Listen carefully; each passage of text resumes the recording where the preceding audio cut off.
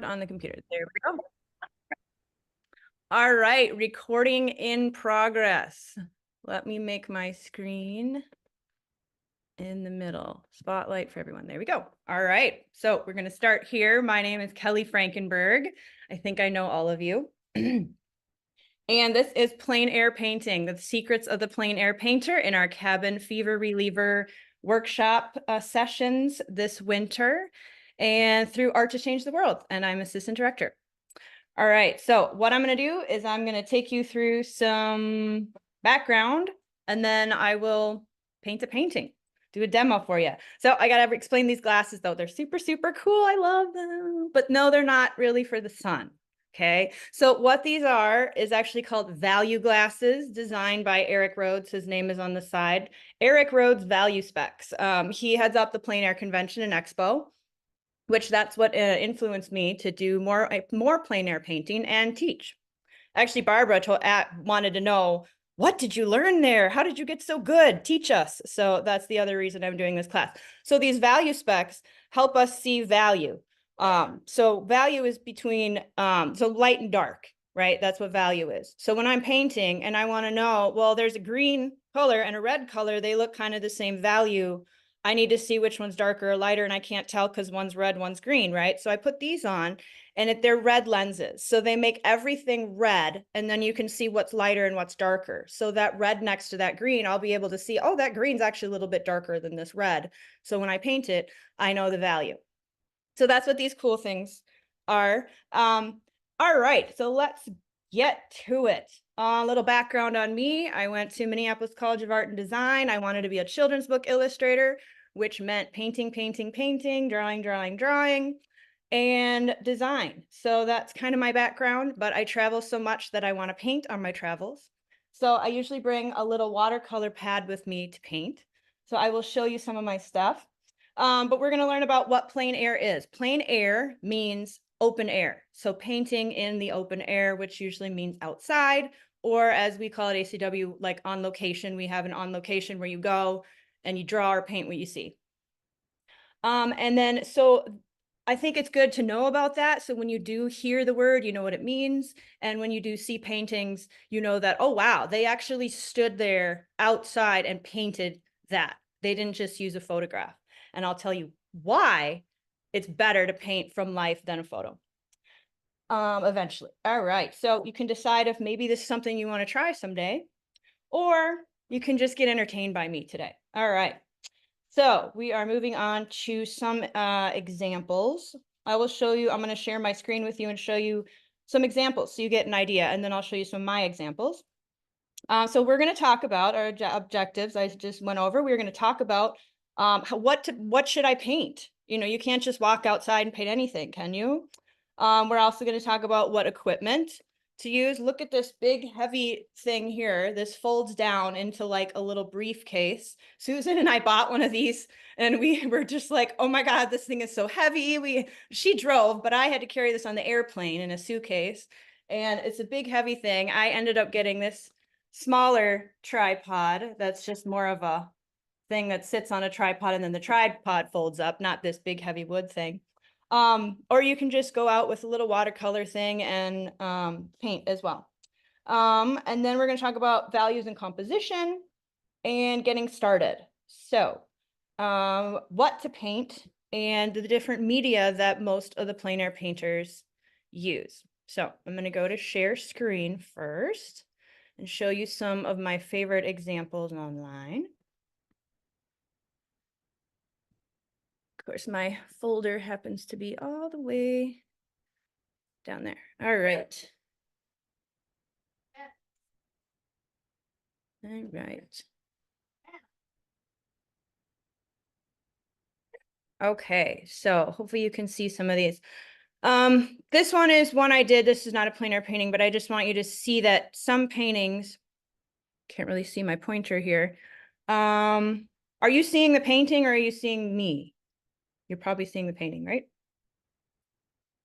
All right. Some paintings, this one has a mountain. If you look on the left of the mountain side, you can see that the snow on the mountain is actually lighter than the cloud behind it. So even though we see sky, we don't really necessarily, it may not be the lightest thing in our painting.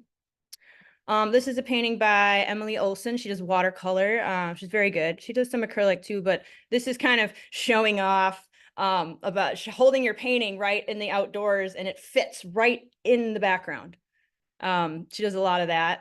There's one there, and you can see, you can even test, did I get the color right? I'm going to hold the painting right up to the landscape. Right, here's another one. You can see how that fits right in there. And another one. This one looks more like oil. And now I'm going to show you, this is some of David Becker's work. He's out of Chicago, but he comes to Minnesota a lot to teach.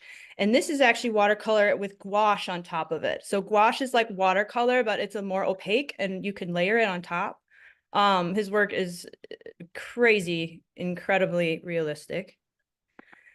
Another artist that I wanted to show is Laurie Putnam. She was featured at our convention last time. She paints a lot. This looks like brushwork, but she paints a lot with a palette knife sometimes. This is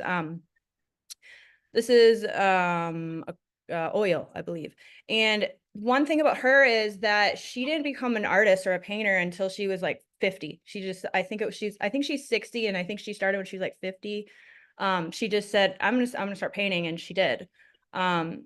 This one here is one of her works, and I just wanted to show you that the lightest light in this painting, the lightest value is the white house, but it's not all white, is it? There's so many different colors in there, and that yellow that's on there is so actually quite darker, but it appears like the white house, right? But it's not just painted white. Another artist we got to learn is Michelle Dunaway. She does these amazing paintings and portraits, and she got one of her paintings was in the Rijksmuseum in Amsterdam, next to the famous ones.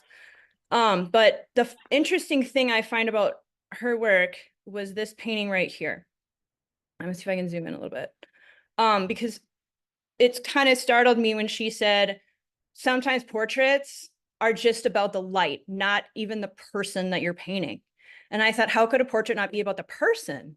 But for her, this painting is just about the light, what the light is doing, how the light's coming from behind and touching this guy and outlining him. And so one reason why she loves to paint from life is because she can see the light coming from behind and forming the little lightness on his hairs, on his beard. And when you take a photograph of something like this, you can't see all those details. You can't see how that hair moves around in that light. That's something you can only see in person.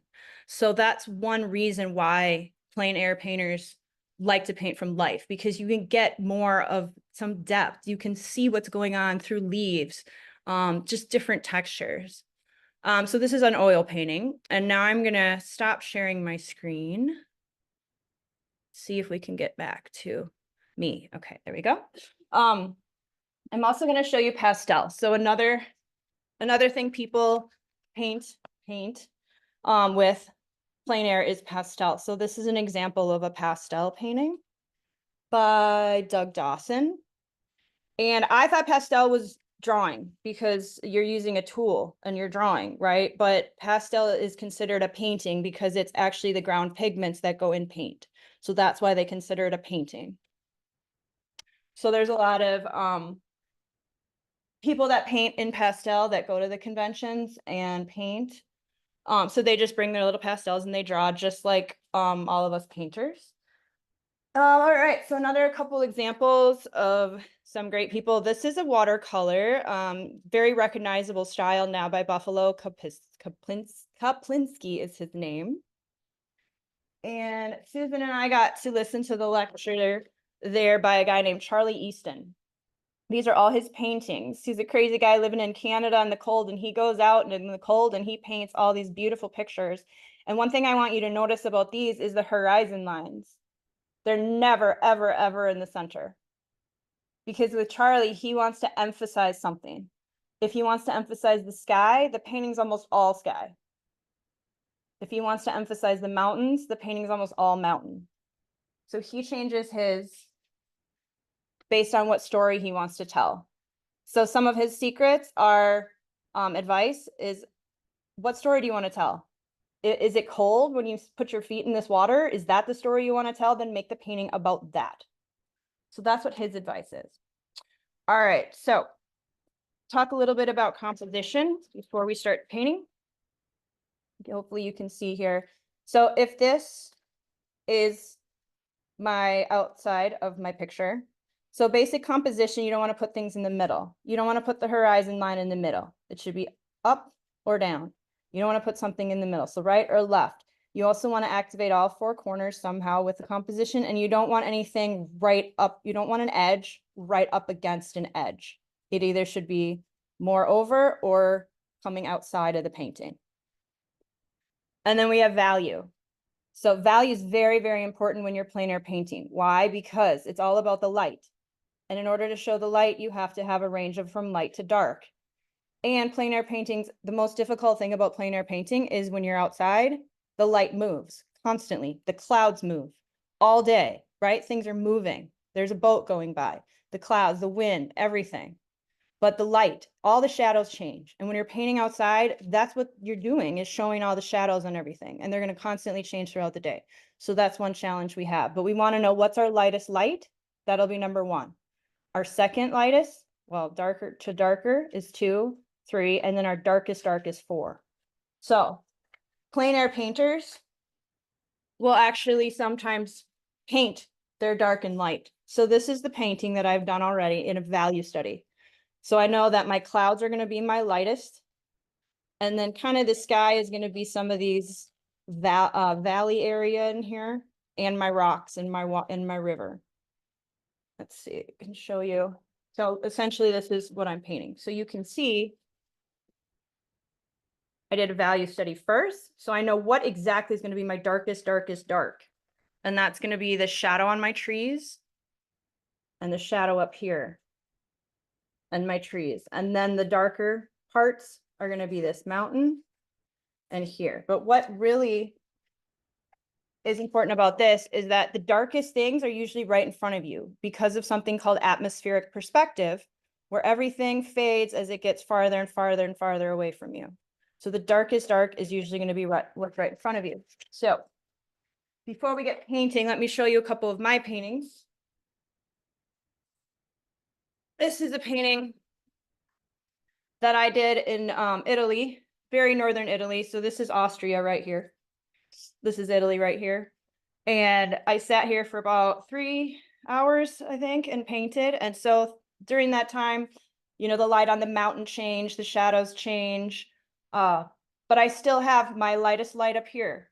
And then my second, the farthest thing away, right? And then my third. And then my fourth is these darks that are closer up.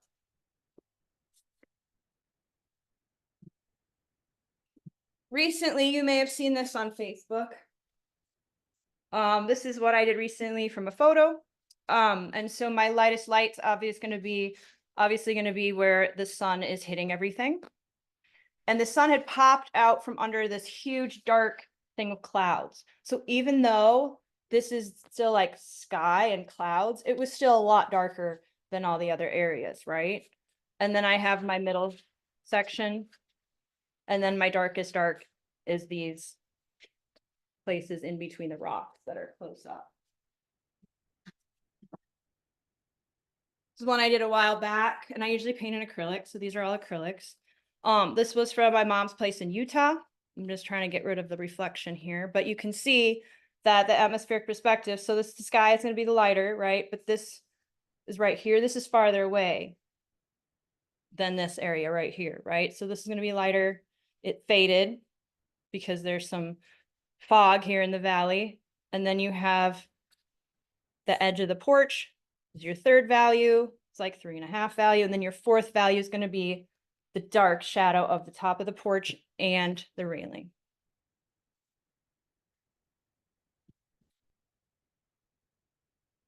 Now, this is a print of a painting that I did because I sold the original, but this is something that I wanted to show you that I didn't paint this plein air, but I wanted to show you that I regret painting the sky so dark because the sky really wouldn't have been that dark. So that's why I have to keep in mind remembering the value study. What's the lightest light? What's the darkest dark? So during the convention, we went to the Rocky Mountains. So here's where some of these, some of this advice contradicts itself sometimes. So after I painted this, I did what Charlie said and said, okay, find your story. My story, I wanted it to be a conversation between two trees. Well, when I did that, then I wanted to also do something else, which was omit things, decide what you're going to omit. Because for me, the biggest struggle for me was I wanted to paint everything I saw and have it exactly like what the thing looks like, but that's not going to give you the best painting. So I had to break through that and feel free to omit things. So I got rid of a road that went over here that I didn't really like. And then there was a bunch of like little rocks and I'm like, okay, I'll take those rocks out. I'll take the road out. Then later, one of the instructors was like, oh, well, you should have left the rocks in because that would have grounded this and this and this. So I'm like, oh, I tried to listen to their advice, but then, they contradict each other. So you have to decide what works for you and what's best for you. But see the value study here, the lightest light and the darkest darks. The problem here, this tree is the same value as this tree. So that was a problem for me. I needed to make this one lighter. So we got the idea that it's farther away.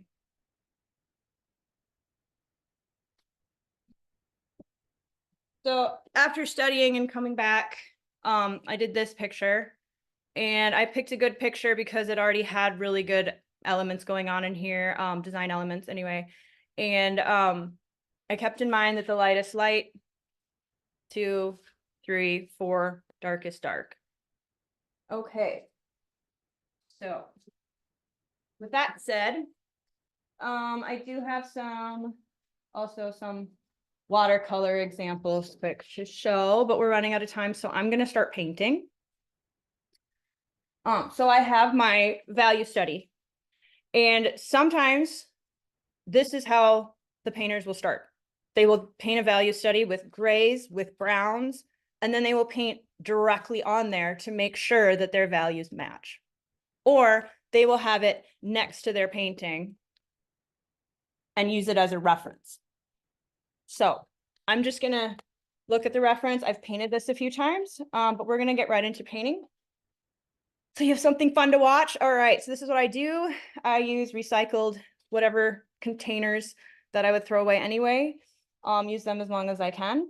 And for today's session, I'm using this and this. So I'm going to pretty much paint everything with this brush. We have what is that? 9 by 12. All right, so this is acrylic paint. And I didn't pre-mix anything. My water's over here. And so I'm going to start showing you how I do it. Get a good view in here. Hopefully that's bright enough. Yeah. All right, so you can kind of see the picture up there, printed out a little dark. But what I like to do is I start from the top down usually, or also the back to the front. All right, so to get my color, usually I use an ultramarine blue and I mix all my colors from the primary colors, but this time this sky reads to me as a little bit more vibrant. So I'm using a phthalo blue, which I don't recommend it for a green because it will give you like the most neon green ever. But I'm just going to drop my blue in here and get it in there. And I'm going to add some darker blue. And I'm just kind of mixing the paint right on the paper because we have such a small space, a lot of paint, and a big brush. And with this, I don't know if you can see, but the tree, so here's where the mountains are. This tree is sticking up above the mountains, which I like. But this tree right here is sticking up to the top. It's touching the top of the mountain, which doesn't make it very interesting. We either want to move the tree down a little bit or move it up. So that's what I'm choosing to change in this picture. And I'm also going to omit this thing that's sticking out. This picture was taken by my friend Joel Lampy when he was in Colorado. So that's where the photo's from. I'm also going to omit, I don't know if you can see here, there's this like weird light reflection line coming down on here. And I'm going to choose to omit that as well. The paint hasn't dried yet. So I'm just gonna move it around. We have to clean the brush between colors, especially when we're going lighter. or we're going to contaminate our white with a color. So I'm just going to drop in some clouds for now, and then I'm going to go back in and highlight them later. Because clouds aren't just white. If we look up here, we have some like grayish blue to give them some dimension. And to make gray, I add the colors opposite. Opposite of blue is actually orange. So if I add a little orange, I'm going to get a grayer tone that I can put in there as well. I'm painting on a piece of canvas paper. All right, so now I'm going to put in my, well, we can drop some white values down in here to remind myself to leave room for highlight and whiteness, and some blue down here. But now I'm going to mix my value that I decided was number 3. Okay. And that's going to be this like turquoise. This mountain looks very turquoise here because it's a green mountain, a little bit in the background with this atmospheric perspective. But I don't want it to get muddy. If I mix all the colors, they're going to be too muddy. And we don't want it to be too brilliantly bright either. So I'm going to tone it down, if you can see what I'm doing. All right, and then I'm going to put this on the paper. Now I can still decide, because you can paint over acrylic, so I can still decide if this is going to be too dark. This might be too dark because I want my trees in the front that are dark to be this shade. So that means I have to lighten this up. And it got a little green, so I'm going to add more blue and lighten this up like a lot.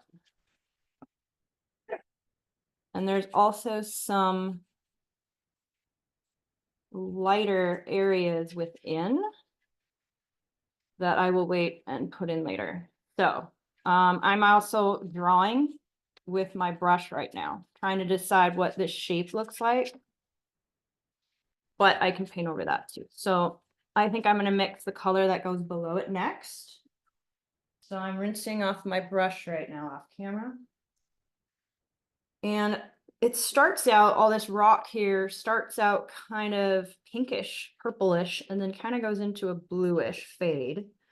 And sometimes it's hard to train our eyes to see the color when we've just been so used to, you know, thinking, oh, that's a tree trunk. Tree trunks are brown. Well, yeah, but if you get up really close to it, you're going to see all the color inside of that. It is not just brown, right? Like one of my favorite quotes is that Monet said that he wished that he had been born blind and then later regained his sight so he could paint just shapes and colors and he wouldn't have known what he was looking at.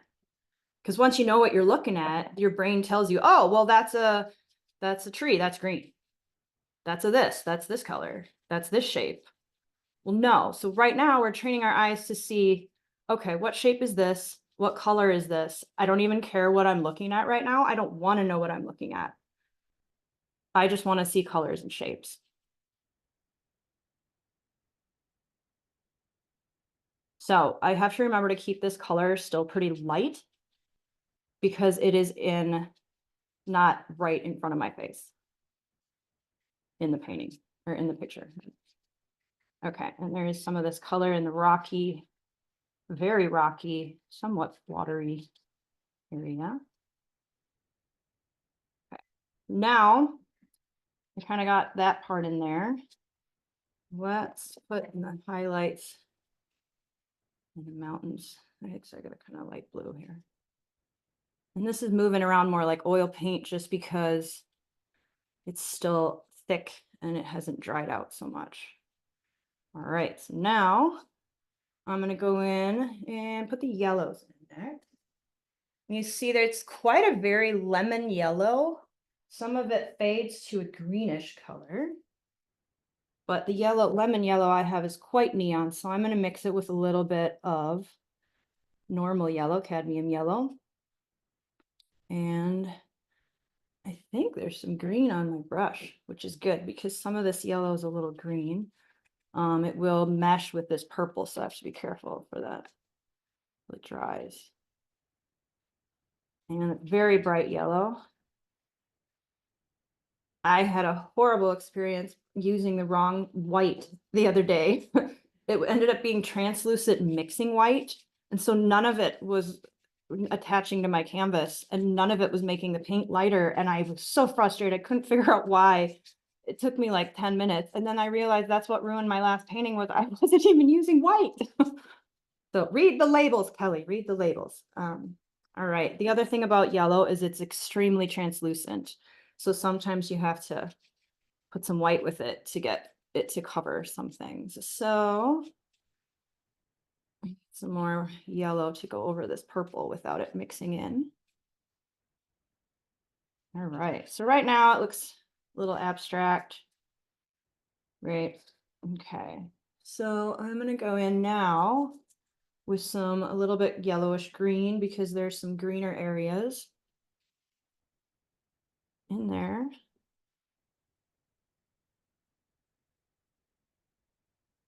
Then now I gotta clean my brush because it has a little yellow green on it, and we gotta go in and put some of these orange colors in there.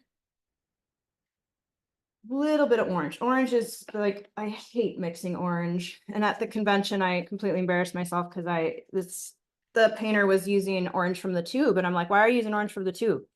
And he's like, why do you not use orange from the tube? So then I had to explain myself to a room of people. And I was like, well, I like to keep the color pure and I mix my own orange. And I just wanted to know why you don't. But yeah, it's hard to get a good orange because it usually ends up looking peach. But I'm using cadmium red, which will not mix a good purple. All right, so there's not much orange in here, just a little bit. Okay. All right. Great, so now I'm gonna go in and drop some of these darker green trees in here. And they are quite dark. They are between 3 and 4 value. And I want to make sure I have the right color here because if they're too bright, I have to add a little red to it, which is green's opposite, to make it more earth tone. Except these trees are pretty green. Green, but they're a little bit evergreen. So I'm going to just drop some of these trees in, and yet I'm using the same brush.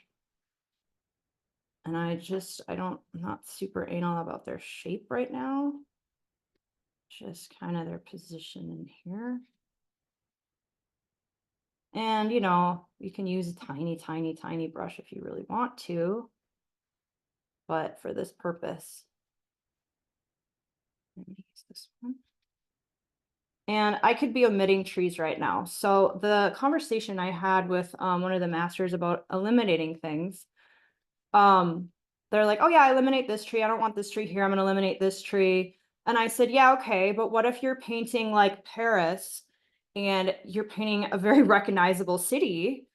And people are going to expect, oh, well, where's this church? So you can't just omit everything. And she's like, well, yeah, you can. She's like, oh, I admit things all the time. She's like, oh, I was painting Paris once. It turned into New York City by the end. And this lady bought it saying, oh, this reminds me of Paris.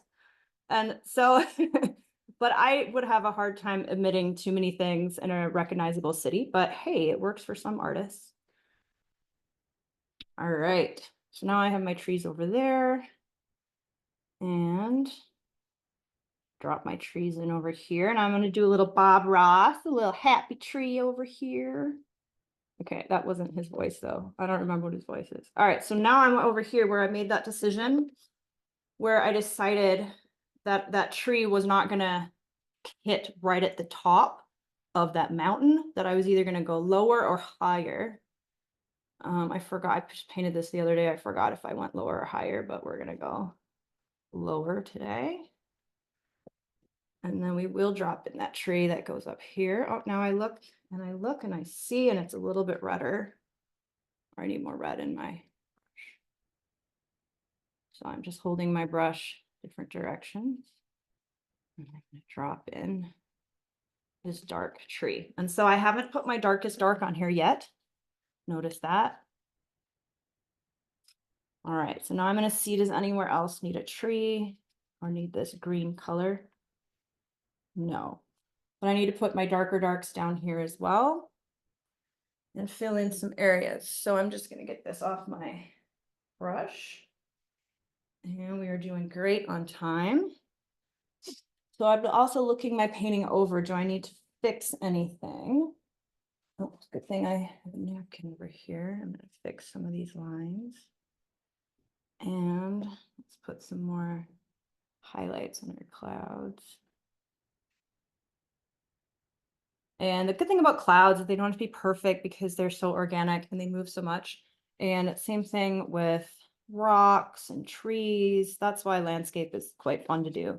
The worst part, I have to confess, is definitely bridges and buildings, because the hardest thing to do is make a straight line over and over and over, especially with a darn brush. That's what a tattoo artist will tell you. The hardest thing to do is to make a barcode, because you have to make line, line, line, line, perfect, perfect, perfect.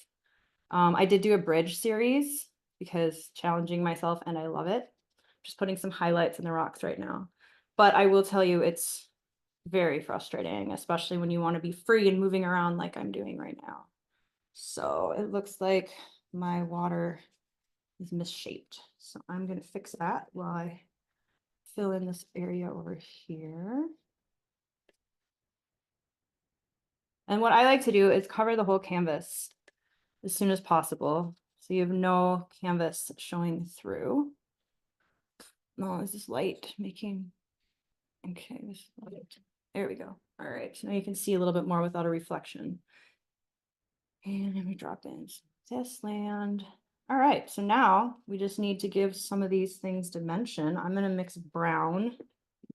And I don't really use black. I have black on my palette here. I like to mix my own black.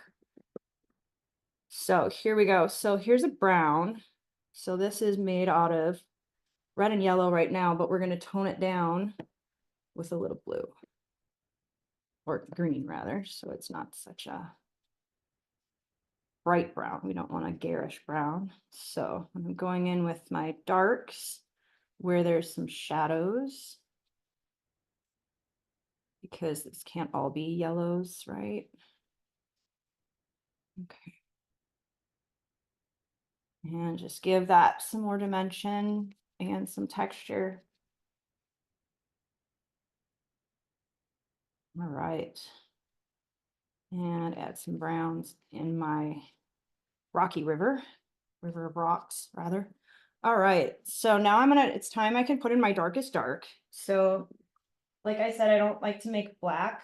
I mean, I don't like to use black. I'll show you what makes a really good black. Oh, let me just draft my brush a tad. So what makes a really good black, and not even a black, just a dark dark, is some blue, ultramarine blue, and some cadmium red, or alizarin crimson, doesn't matter which one. That makes a very, very, very dark color right here, you can see. And then your painting isn't washed out by just a black. One class I was in college, we were doing a painting, oil painting of a figure, and the teacher would not allow us to use black unless it was mixed with white in a highlight. And so forcing yourself to paint without that is a challenge. So, but I use it a lot. I rarely ever put any black in my paintings unless I absolutely need to. So we can give the tree a little bit more dimension here to make it look more like a tree. And that turned out a little more red than I wanted it to.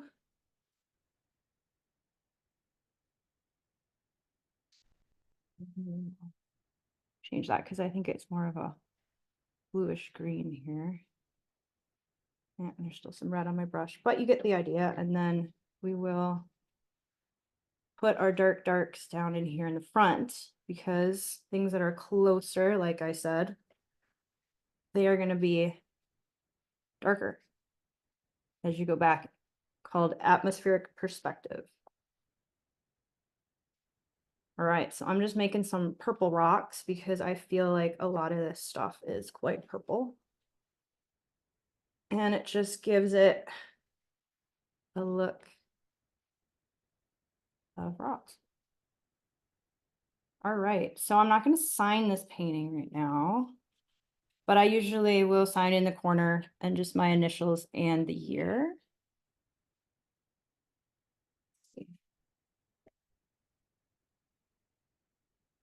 All right, there you go. And then when I pull off the tape, it'll look all party. Okay. Okay, so this is one I did the other night. You can kind of see I painted it slightly different. Kind of similar, right? But that's how I paint. I'm glad we still have 15 minutes because first of all, I want to take questions. And then I also I do have my friend, like I said, who went to the convention with me is here tonight, and she has a painting to share as well. And I do have a couple other paintings to share if we have time. Let me quick share one because I just happened to see it at the end of my thing. So this painting I did in 2003. So I did this while sitting on my relative's friend's balcony one night, and I forgot what lake this is, but this is in Lillehammer, Norway. And we were just sitting there and the sun was setting. So that's a very challenging time, right? Because the light's just completely fading, going away. Everything's dark really soon. So not in Norway in the summer, luckily. Sun doesn't really set, goes down at like 1 in the morning and comes up at 3. So it never really gets dark, but it still kind of gets low, right? So the clouds were constantly moving, but these ones had just such a fun little thing going on that once I put them in there, whether they went away or not, I kept them in the painting. And that's the biggest challenge here. So I don't know if we went over all of the secrets. Let me just make sure we touched on all those. Okay. So what to omit? You always want to omit something. Like if there was this huge tree over here, maybe I would want to get rid of that, right? If this tree, see how it didn't come exactly up to here, it's down a little bit. This tree did break through this a little bit because we wouldn't want it touching right here. Maybe I would want to omit this bridge. I don't know. So anyway, let's see. So don't worry about having a finished painting. So that's another thing to know about plein air. Even though I went out, I painted this, it was finished. A lot of plein air painters, they look at that light coming in and they do some studies and then they paint the rest in their studio.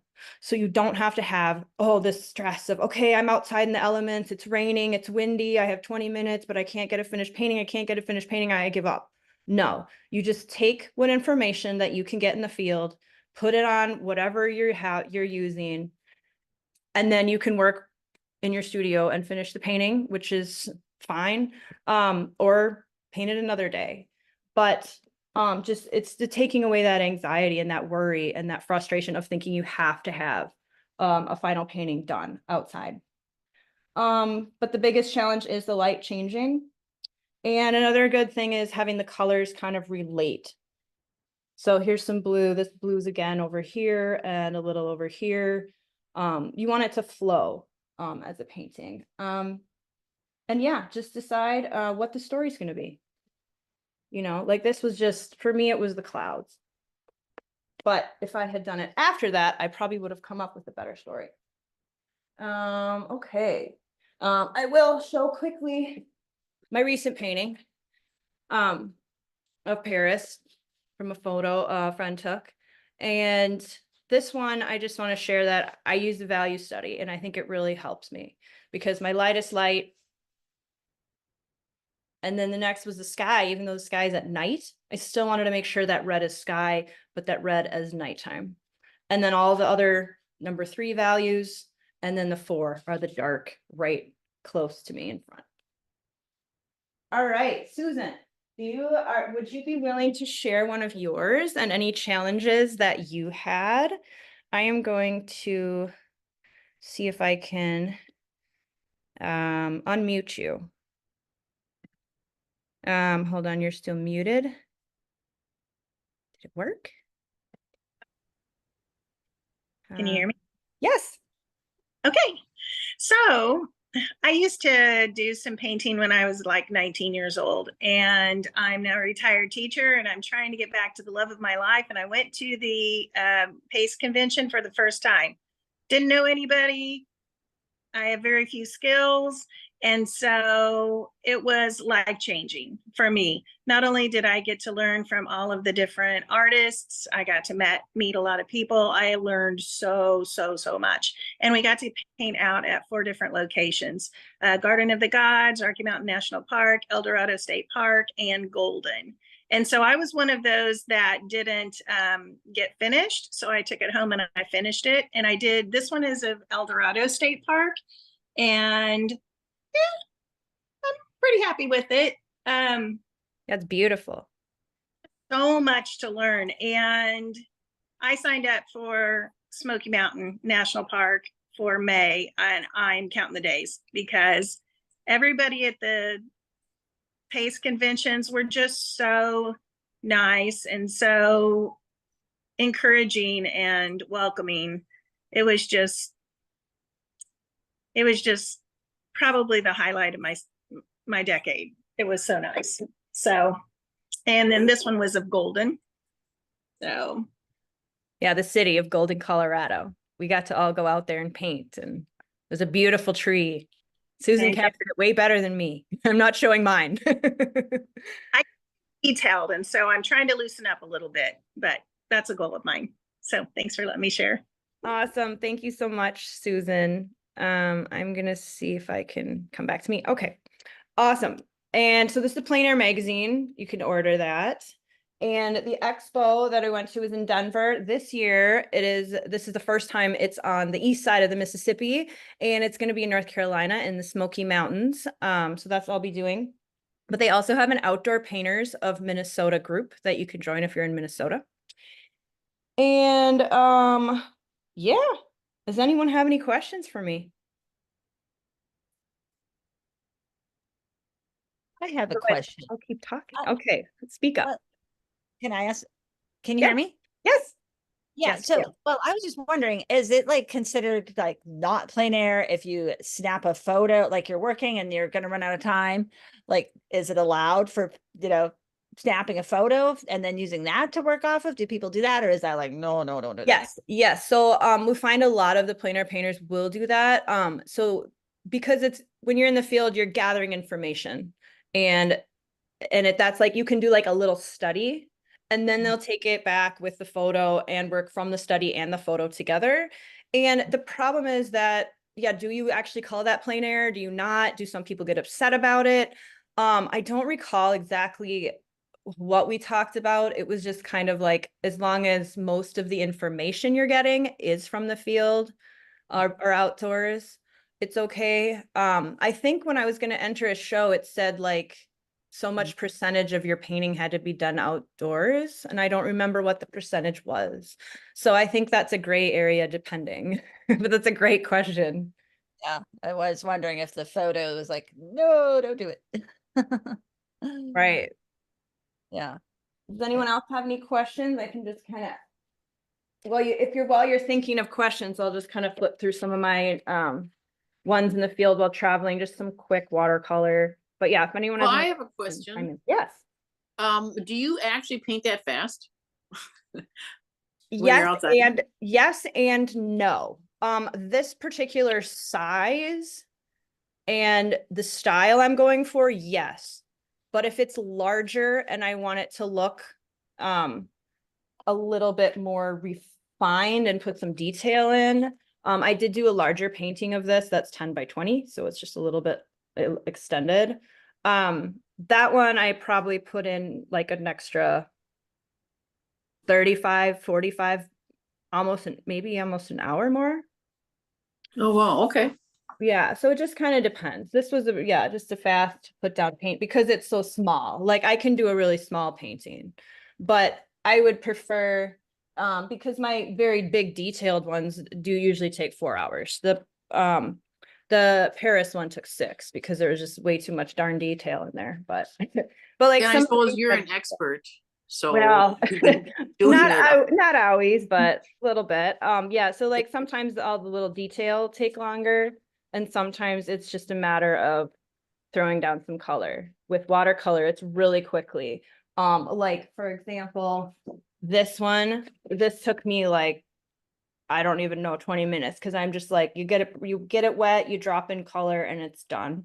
So I think watercolor can go a lot faster because it's more planning ahead of time. You don't have to put in so many colors. Excuse me, but yeah, there's just so to see how small these are, because when I travel, I don't want to bring a ton of paper with me.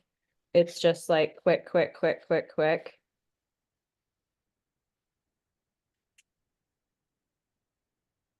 Any other questions? Did y'all learn something? Yes. Good. This is actually a very detailed one from Edinburgh, Scotland. I sat there and I painted the castle. So this was a much longer. Oh, I've been there. Yeah, because I got all the little detail in there. You did. So you don't really draw things out like with pencil for, you just head right into painting most of the time. I do, yeah, because I don't like the pencil line in there in watercolor. But I will draw out some lines in acrylic with yellow. So like this is just sitting down at a restaurant, and you know, people come, people go. So it's also like, you know, a lot of times I'll bring a sketchbook if I'm sitting in a restaurant, but because you know, it's like the heat will dry out your paint. Yeah. And all that stuff. So trying to think if I have one more to show you. Show you guys all of them. So this is the recent one I did. Down the street from my house, there was a thing at the farm. So they had a tractor going back and forth. And so I didn't want to put him right in the center, but I could only paint him because he was out of the brush for a few seconds near, and then he'd come back near this way, and then he'd come back this way. So it's kind of like tractor, tractor. Okay, that's it. Wait till he comes back, tractor, tractor. So that's how I painted this one. But I did take a photo of this scene, so I thought later I could go back and put the details on the tractor if I wanted. But I think the beauty of it is it's just the essence that I'm capturing here of the tractor. Really, it doesn't have to be all detailed and everything. And this was a painting, I brought the wrong white. So it still ended up looking okay for some of the values, but yeah, that's cool. Yeah. Awesome. Well, thank you guys so much. I'm going to stop the recording. And if anyone else wants to stay for a couple minutes, you're welcome. May I say something, Kelly? Before I stop the recording? No. Okay.